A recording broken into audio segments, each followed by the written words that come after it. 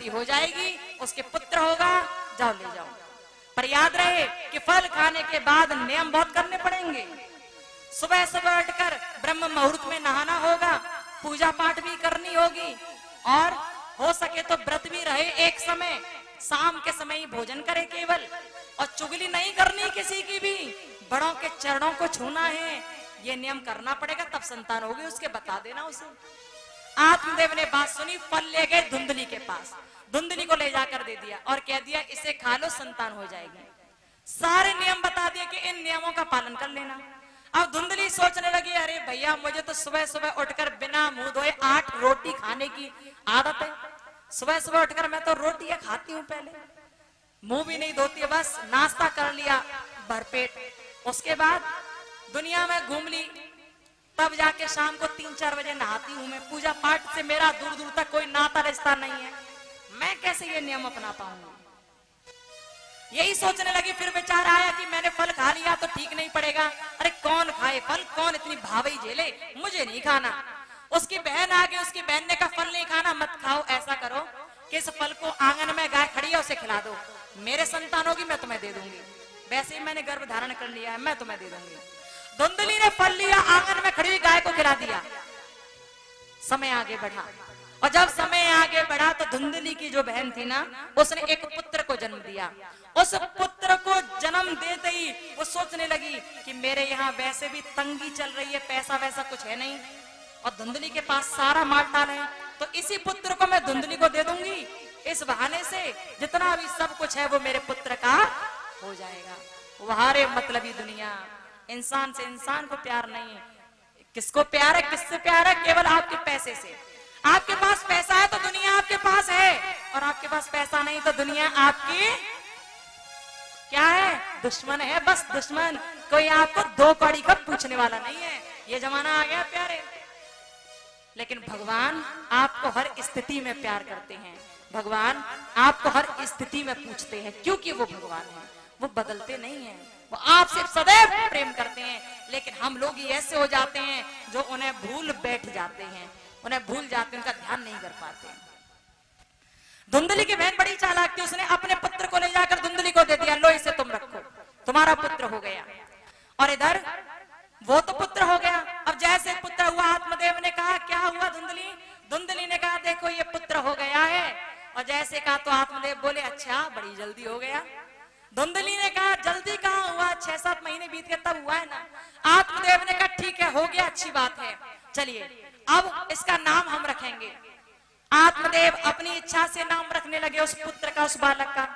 उसका नाम किसी ने आत्मभक्त रख दिया। आत्मदेव बोले मेरा नाम आत्मदेव है, इसका नाम आत्मभक्त रख देते हैं। धुंधली बोली अच्छा मेरा पुत्र है, मैंने जन्म दिया और मैं इसका नाम न रखूं, ऐसे कैसे हो सकता है।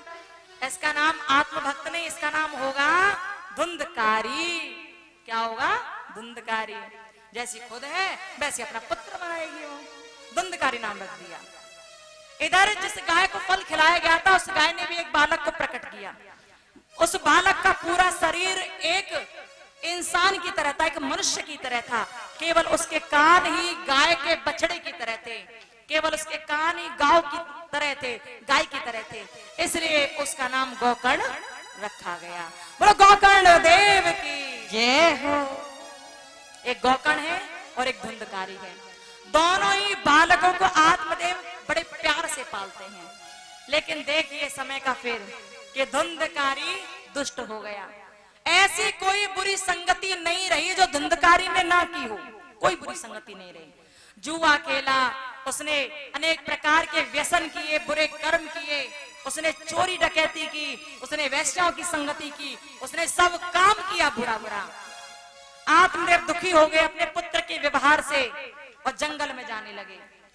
गोकर्ण ने कहा पिताजी मैं जानता था कि भाई ऐसा ही करने वाला है, लेकिन आप चिंता ना करो, आप तो बस भगवान का ध्यान करो, भगवान सब ठीक कर देंगे।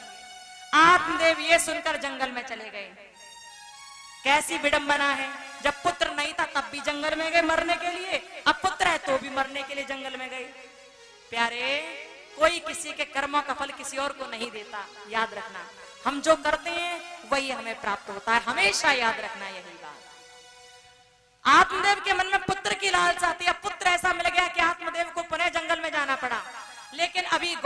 देव वहां हैं। गोकर्ण देव ने अपने भैया को समझाने का बहुत प्रयास किया, लेकिन धुंधकारी नहीं समझा, बुरे कर्म में ही लिप्त रहा। और जब नहीं समझा, बुरे कर्म करता रहा, तो गोकर्ण देव जो भगवान के सच्चे भक्त हैं, वो गोकर्ण देव वहां से चले गए। वो भी भगवान का ध्यान करने के लिए जंगल की ओर प्रस्थान कर गए। अब घर में धुंधली और धुंधकारी रह गए। धुंधकारी के कर्म और ज्यादा नीच होते चले गए। धुंधली ने खूब समझाया पुत्र को, लेकिन धुंधकारी नहीं माना। एक बार की बात की, धुंधकारी ने अपने घर का सब माल टाल ले जाकर वहीं उन वैश्याओं को दे दिया, उन स्त्रियों को दे दिया। और जब दे दिया तो कुछ समय बाद फिर अपनी माँ के पास आया कि मुझे धन दौलत चाहिए। धुंधली ने कहा अब कुछ नहीं है, कुछ भी नहीं है। अब ये सुनकर अब तो धुंधकारी क्रोध में आया, अपनी माँ को मारने लगा। तभी उसकी माँ धुंधली ने कहा कि प्रातः काल होते ही मैं तुझे धन धान्य दे दूंगी, अब मुझे क्षमा कर दे। धुंधकारी अपने शयन कक्ष में गया। धुंधली ने रात में ही उठकर अपने प्राणों का त्याग कर दिया, वो कुएं में कूदकर मर गई। जब दिन निकला तो धुंधकारी को पता पड़ा कि धुंधली मर गई, मेरी माँ मर गई। अब वो रो तो नहीं रहा, लेकिन पैसों की इच्छा करता, धन की इच्छा करता है। अरे माँ मर तो गई, लेकिन धन दौलत देकर मर जाती तभी मरती, अभी क्यों मर गई, ऐसे कह रहा है। वो धुंधकारी है भैया, आजकल भी धुंधकारी बहुत है, बहुत धुंधकारी है, कमी नहीं है धुंधकारियों की, जो बर्बाद करने में लगे अपने परिवार को। ऐसे बहुत धुंधकारी है, बहुत नीच बस रहे हैं आज के समाज में। तो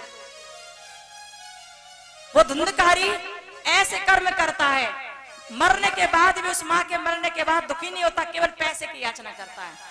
उसके पास कुछ नहीं रहा, लेकिन वैश्याओं की आदत पड़ी थी, गंदी आदतें पड़ी थी, उसे रोक नहीं पा रहा था उन आदतों को। अब वो पुनः उन्हीं स्त्रियों के पास गया, अनेक प्रकार की बातें कहने लगा। स्त्रियों ने कहा आज क्या मालटाल लेकर आए? उस धुंधकारी ने कहा आज कुछ भी नहीं है। उन स्त्रियों ने, वैश्याओं ने कह दिया जब जिसके पास कुछ नहीं होता उसका यहाँ कोई काम नहीं होता, जाओ यहाँ से। लेकिन धुंधकारी को आदत पड़ी हुई थी उनकी। उसने कहा मेरे घर पे चल के रहो, वहीं रहेंगे हम सब। वो सब 5-6 वैश्याओं को घर ले आया। जैसे घर में कभी भगवान का भजन कीर्तन होता रहता था, आज वहां बुरे कर्म होने लगे। और जहां बुरे कर्म होते हैं वहां भगवान बसते नहीं हैं, वहां से भगवान निकल जाते हैं, भगवान नहीं रहे, वहां बुरे कर्म होने लगे।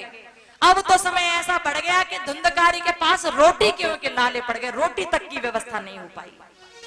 और जब व्यवस्था नहीं हुई तो वैश्याओं ने कहा अरे कहीं से ला, मर जा गिर जा, पर हमारा इंतजाम कर, पैसे ला कहीं से, चोरी कर ले, हट्टा खट्टा सा है, चोरी कर ले जा। धुंधकारी ने सुना तो राजा के घर चला गया, राजा के राजकोष में चला गया, बहुत सारा माल टाल इकट्ठा कर लाया और ले जाकर वैश्याओं के पास रखने लगा। लेकिन धुंधकारी को चोरी करते हुए राजा के सैनिकों ने देख लिया, भागते हुए देख लिया उसे। अब तो वो सैनिक दौड़ते हुए धुंधकारी के पीछे लग गए। धुंधकारी ने वैश्याओं से आकर कह दिया कि मेरे पीछे राजा के सैनिक लगे हैं, मुझे कहीं छुपा दो, मुझे कहीं छुपा दो। वैश्याओं ने सोचा कि यदि धुंधकारी को खोजते हुए वो लोग यहाँ आ गए तो धुंधकारी को भी मारेंगे, हमें भी मारेंगे, इसलिए ऐसा करो कि इसे यहीं मार देते हैं और हम लोग धन लेकर चंपत हो जाते हैं, निकल लेते हैं यहाँ से। वैश्याओं को तो केवल धन से मतलब होता है, आपसे मतलब नहीं, केवल उन्हें पैसा चाहिए बस, और कुछ नहीं। उन्होंने क्या किया कि धुंधकारी से कहा कि यहाँ बैठो, एक चारपाई पे बैठाया, लेटा दिया उसे, हाथ पैर बांध दिए, गला दबाने लगी, लेकिन मरता नहीं है धुंधकारी। रस्सी बांध दी उसके गले में, रस्सियों को खींच रही है वैश्याएं, लेकिन धुंधकारी नहीं मर रहा। इतनी जल्दी मरना भी नहीं हो पाता है जो बुरे कर्म करते हैं, उनको बहुत मुश्किल से मरते हैं, खाट गोड़ते हैं कई वर्षों तक। जब परेशानी आती है ना, खाट गोड़ते हैं कई वर्षों तक। प्यारे, जिंदगी को तो हर कोई भोग लेता है, लेकिन बहुत कठिन होता है मृत्यु को भोगना, बहुत कठिन होता है मृत्यु को जीना। आप 4-5 साल तक चारपाई में पड़े हो, वहीं मलमूत्र त्याग रहे हो, कीड़े पड़ गए हैं आपके शरीर में, ये मृत्यु को ही तो भोगना है। जिंदगी तो है नहीं है, क्योंकि आप दूसरों पर आश्रित हो गए, बुरा बुरा सब वही हो रहा है, चारपाई में पड़े पड़े। ऐसे ही कहते हैं मृत्यु का भोग भोगना। जो अच्छे कर्म करते हैं ना, वो खाट नहीं गोड़ते, वो 4-5 सालों तक परेशान नहीं रहते, उन्हें कीड़े नहीं पड़ते, वो भगवान की भक्ति करते हुए परम गति प्राप्त कर जाते हैं। हम लोग संसार में रहकर अपने जीवन यापन का प्रबंध करते हैं, आज इतना पैसा चाहिए, कल इतना चाहिए, मुझे इतना बड़ा घर बनवाना है, इतना अरेंजमेंट करना है, इतना बच्चों के लिए देना है, इतना परिवार के लिए देना है। सब व्यवस्था कर लेते हैं हम लोग अपने जीवन की सब व्यवस्था, लेकिन ये भूल जाते हैं कि उसके यहाँ पर भी एक व्यवस्था करनी है।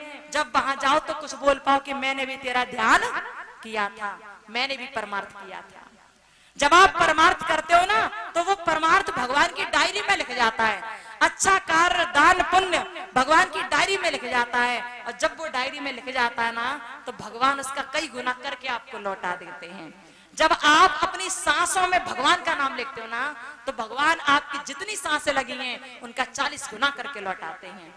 और जब आप ऐसे हो जाते हो ना, सुंदर भाव हो जाता है, तो आपको 4 साल तक घाट गोड़नी नहीं पड़ती, वहीं पर मलमूत्र त्यागने नहीं पड़ते। भगवान का ध्यान करते हुए आप परम गति प्राप्त करते हो। इसीलिए परमार्थ जरूरी है, इसलिए दान पुण्य जरूरी है। लोग कहते हैं कमाते हमें दान किसी और को क्यों कर दें? भैया दान करने से धन का शुद्धिकरण होता है, और जब धन का शुद्धिकरण होगा तो धन दिन दूनी रात चौगुनी तरक्की करेगा। इसलिए दान करते रहना चाहिए। भूखा कोई है उसे भूखे को भोजन कराना चाहिए, कोई प्यासा उसे पानी पिलाना चाहिए। दान पुण्य करते रहो, परमार्थ करो प्यारे। परमार्थ करोगे तो परमार्थ से परमात्मा प्रसन्न अवश्य होंगे। बोलो राधे राधे राधे। लेकिन धुंधकारी परमार्थ नहीं करता था, बुरे कर्म करता था। अब भैया बुरा करोगे तो बुरा फल तो आपको ही भोगना पड़ेगा, पड़ोसी तो भोगने आएगा नहीं, बुरा फल आपको ही भोगना पड़ेगा ना। धुंधकारी मर नहीं पा रहा, गले में रस्सी बांध दी उन वैश्याओं ने, उसके नहीं मर रहा। तभी उन वैश्याओं ने जलते हुए अंगारे लिए धुंधकारी के मुंह में डाल दिए। अब जलते हुए कोयले जब मुंह में डाले तो धुंधकारी की श्वास अवरुद्ध हो गई, वो सांस नहीं ले पा रहा। जब सांस नहीं ले पाया तो उसके प्राणों का अंत हो गया। इतनी बुरी तरह उसकी मृत्यु हुई, एक तो वैश्याओं के हाथों, दूसरा अनेक प्रकार के कोयले गले में फंसने से, अग्नि जलने से उसके मृत्यु हो गई, श्वास अवरुद्ध होने से उसकी मृत्यु हो गई, वो मर गया। और जब मरा तो उसे एक प्रेत योनि में जन्म लेना पड़ा, वो भूत बना, प्रेत बना। वो कहते हैं कि प्रेत का स्थान घर के बाहर जो गंदी नाली होती है ना उसमें माना जाता है। इतना भयंकर पिशाच बन गया वो कि यहाँ से वहां भटकने लगा। घर में चारों ओर उसने ऐसा कर दिया, जहां एक समय भक्ति भाव की सुंदरता रहा करती थी, अब वहां हाड़ बिखरे हुए पड़े रहते हैं रोज। ऐसी स्थिति हो गई वहां पर। धुंधकारी प्रेत बनकर विचरण करने लगा। आसपास जो लोग रहते थे वो भी वहां से हैदब खा गए, वो भी वहां से भागने लगे। गोकर्ण देव को पता चला कि मेरे भाई धुंधकारी की मृत्यु हो गई है, इस प्रकार से मृत्यु हुई है। अब तो ये जानकर गोकर्ण देव ने धुंधकारी के नाम का पिंड दान किया। और जब पिंड दान किया तो धुंधकारी की मुक्ति कराने की बात सोची, लेकिन पिंड दान करने के बावजूद भी धुंधकारी को मुक्ति नहीं मिली। और जब धुंधकारी को मुक्ति नहीं मिली तो धुंधकारी यूं ही भटकता रहा। गोकर्ण देव जो सूर्य भगवान के सच्चे उपासक हैं, वो रात के समय ही अपने घर की ओर आने लगे। और जैसे ही घर की ओर आने लगे, घर के पास आए, तभी उन्होंने देखा कि एक जानवर, कभी गधे का, कभी सियार का, कभी गीदड़ का, कभी कुत्ते का रूप रख रख के सामने आ रहा है। अनेक रूप बना रहा, कभी भैंसा बनकर आ जाता है। गोकर्ण देव समझ गए कि ये कोई निशाचर है, ये कोई भटकती हुई आत्मा है जो परेशान है, मुझे कुछ करना होगा।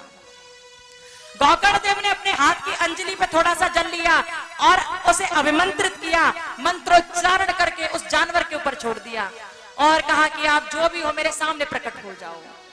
जैसे ही कहा वो धुंधकारी अपने रूप में आ गया, अपने असली रूप में आ गया। लेकिन असली रूप भी कैसा लग रहा है उसका? केवल हवा हवा नजर आ रही है, केवल हवा कुछ दिख रही है, उसका पूरा रूप नहीं दिख रहा, क्योंकि प्रेत जो बन गया है वो भयंकर रूप दिख रहा है उसका, हवा के रूप में। अब जैसे ही ये देखा गोकर्ण देव ने कहा, कौन है आप और यहाँ क्यों भटक रहे हैं, क्या बात है, आप बताओ क्या हुआ है। ये सुनकर वो धुंधकारी बहुत रोने लगा, उसकी आंखों में से आंसू निकलने लगे। वो पिशाच बहुत जोर से रोने लगा। रोने की आवाज भी ऐसी भयंकर आई कि आसपास जो लोग थे वो डरने लगे कि पता नहीं ये सब क्या चल रहा है। गोकर्ण देव ने कहा, चुप हो जाइए, रोइए मत, आप बताइए आप कौन हैं और रोते क्यों हैं।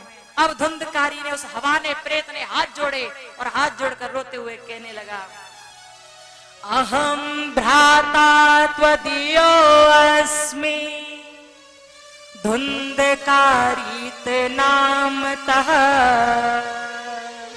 स्वकीयेनैव दोषेण ब्रह्मत्वं नाश्रितं मया।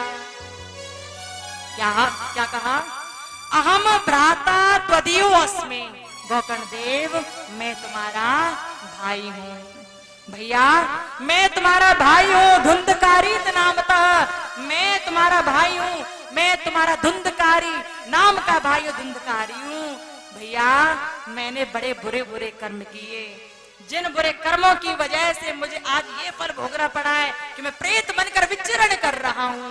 मुझे हवा से डर लगता है, मुझे अग्नि से डर लगता है, मुझे हर चीज से डर लगता है। भैया, मैं प्रेत योनि में रह नहीं पा रहा, मैं बहुत परेशान हूँ। ये सुनकर गोकर्ण देव ने कहा कि मैंने तुम्हारे नाम का पिंडदान किया, लेकिन तुम्हें मुक्ति नहीं मिली, क्यों? इस बात को सुनकर धुंधकारी ने हाथ जोड़कर कहा, भैया, मैंने बुरे कर्म किए, इतनी जल्दी मुक्ति नहीं मिल सकती मुझे। आपसे निवेदन है, मुझे ठीक करवा दो, कुछ भी करो पर मुझे ठीक कर दो। तभी गोकर्ण देव ने आधी रात में ही वहीं रास्ते में खड़े होकर ही थोड़ा सा जल हाथ में लिया, तो उन्हें अभिमंत्रित किया और आकाश में फेंक दिया और सूर्य देव से कहा, प्रभु सूर्य देव प्रकट हो, प्रकट हो, प्रकट हो। और जैसे कहा, सूर्य देव पुनः प्रकट हो गए। बोलो सूर्य भगवान की जय हो। सूर्य देव जो दिन में निकलते हैं, आज एक भक्त की भक्ति का प्रभाव ऐसा हुआ कि सूर्य देव को रात में ही आना पड़ा। सूर्य देव रात में ही आ गए और आने के बाद पूछने लगे, क्या हुआ? गोकर्ण ने सारी बात बता दी और निवेदन किया, भगवान मेरे भैया को सही कर दो।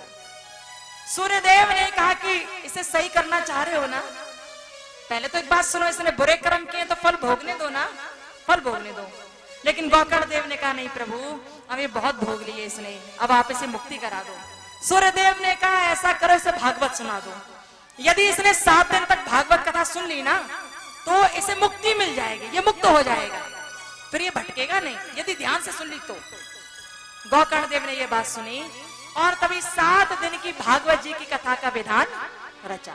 7 दिन की कथा, जैसे यहाँ कथा आयोजित की गई है ना, वैसे ही वहां गोकर्ण देव ने उसी घर में जहां पर धुंधकारी मरा था, वहीं पर 7 दिन की भागवत जी की कथा का विधान रचा गया।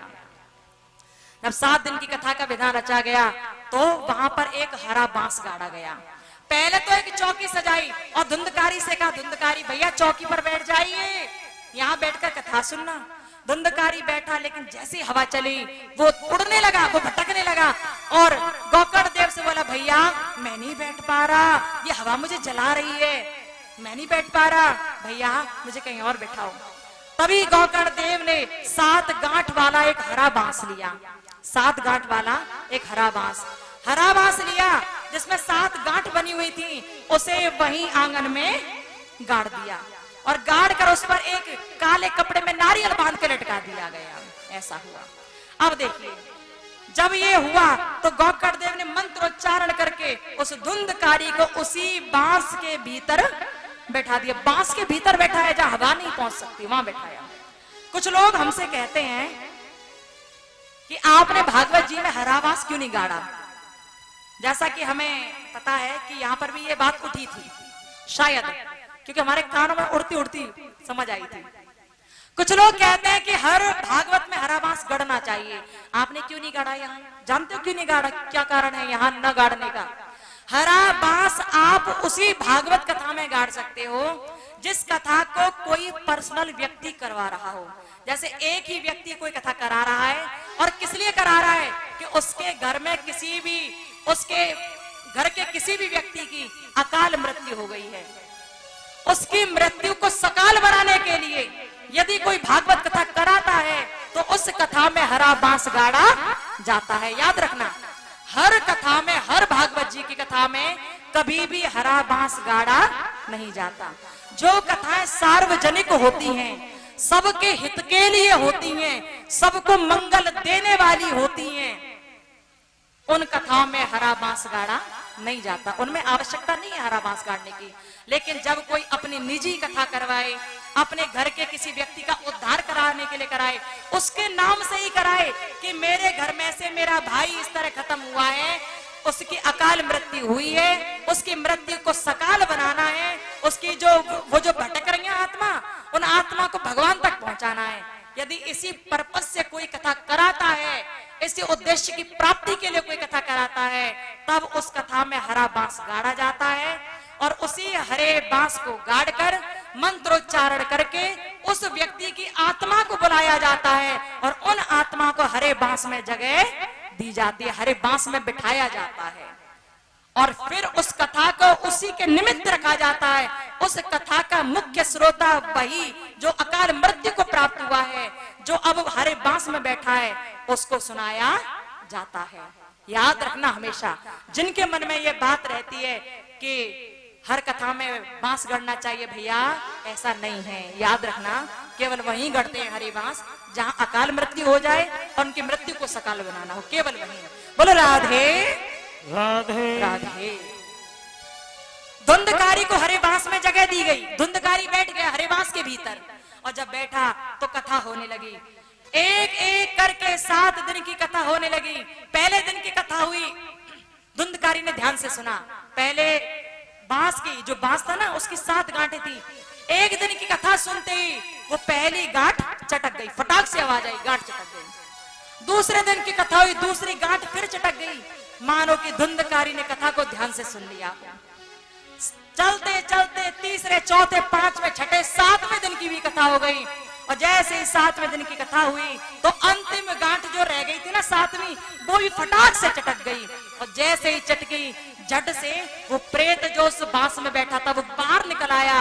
लेकिन अब वो प्रेत नहीं रहा, अब उसने देव स्वरूप धारण कर लिया और उसे लेने के लिए भगवान ने इस धरातल पर, इस धरती पर अपने विमान को भेज दिया। बोलो भक्त वत्सल भगवान की जय हो। जब कोई व्यक्ति कितना भी पाप करे और पापी बनने के बाद यदि परमार्थ में लीन हो जाए और भगवान की भक्ति करने लग जाए, पूरा मन वचन कर्म से पूरा भक्त बन जाए भगवान का, भगवान की छवि को हृदय में बिठा ले, तो भगवान उसे लेने के लिए भी विमान भेज देते हैं। विमान का मतलब क्या है? विगता मान इति विमान, जिसके मान सम्मान का जिसको कोई होश ना रहे, आवश्यकता ही नहीं, जैसे तुम कह दो वैसे मैं राजी हूं, बस उसी को समझ लो विमान मिल गया। बोलो बांके बिहारी लाल की जय हो। उस धुंधकारी को लेने के लिए विमान आया, विमान में बैठकर वो चला गया।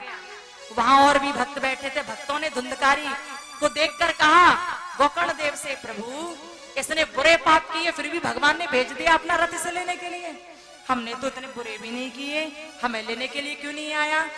तभी गोकर्ण देव ने कहा आपको लेने के लिए इसलिए नहीं आया क्योंकि आपने ध्यान से कथा को नहीं सुना। अब ध्यान से सुन लीजिए। कहते हैं कि गोकर्ण देव ने फिर पुनः 7 दिन की भागवत जी की कथा को सुनाया सभी भक्तों को, और जब सुनाया तो कथा सबने सुनी और सुनकर कहते हैं कि उन्हें लेने के लिए भगवान ने विमान भेजा। सबका उद्धार हुआ भागवत जी की कथा को सुनने से। बोलो भागवत भगवान की जय हो, भक्त वत्सल भगवान की जय हो। सूत जी महाराज ने इस प्रकार बता दिया कि धुंधकारी जो महान नीच और पापी था वो भी तर गया, तो हम सब तो बहुत साधारण है, पापी तो नहीं, कम से कम ना सामान्य है, अपना भी उद्धार हो जाएगा यदि कथा को ध्यान से सुन लेंगे तो। प्यारे, लेकिन एक बात याद रखना, कथा सुनो तो मन वचन कर्म से सुनो, तन मन धन से सुनो, ठीक है? ऐसा नहीं करना कि किसी भी चीज में आप कमी बरतो, तन देने में या मन देने में या धन देने में कमी नहीं रखनी है। यदि आप मन वचन कर्म से, तन मन धन से भगवान की भक्ति में लग जाते हो, परमार्थ में लग जाते हो, तब ही लेने के लिए विमान आता है। यूं ही नहीं आ जाता, यूं ही नहीं आ जाता कि थाली भर चोरी करें सुई भर करें दान, थाली भर चोरी करें सुई भर करें दान, फिर छत पे चढ़ के देखते हैं अब आएंगे विमान। ओ भैया कैसे विमान आ जाएंगे?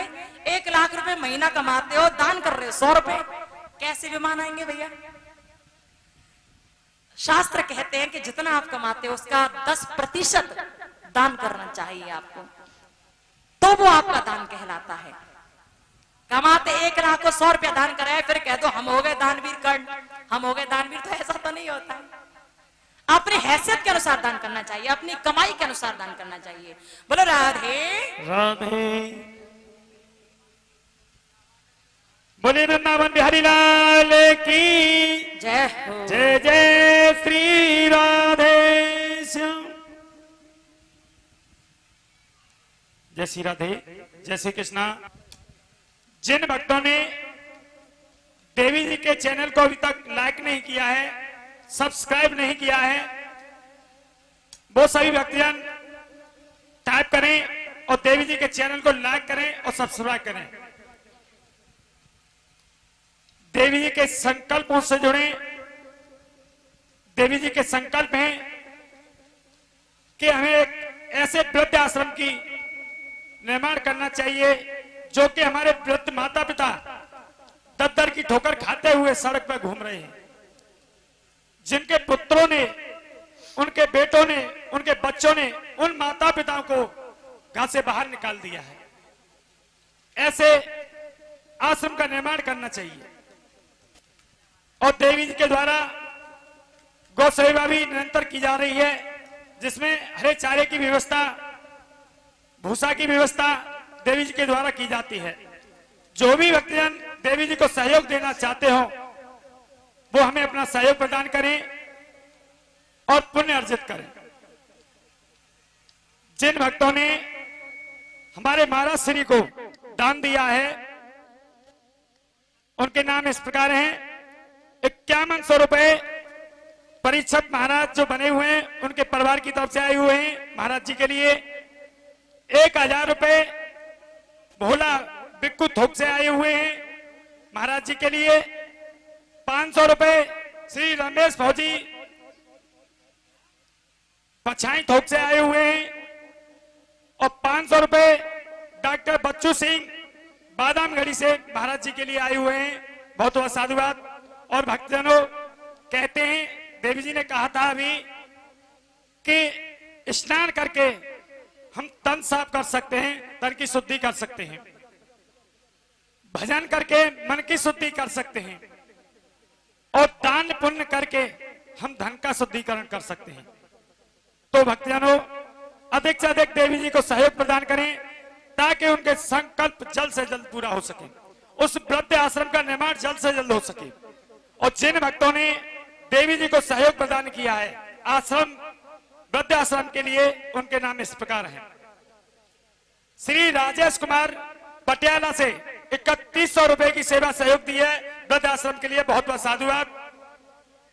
श्री महेश कुमार मौर्य 501 रुपए की सेवा सहयोग वृद्ध आश्रम के लिए। और देवी जी के चैनल को सब्सक्राइब करना न भूलें, उसे लाइक करें और सब्सक्राइब करें।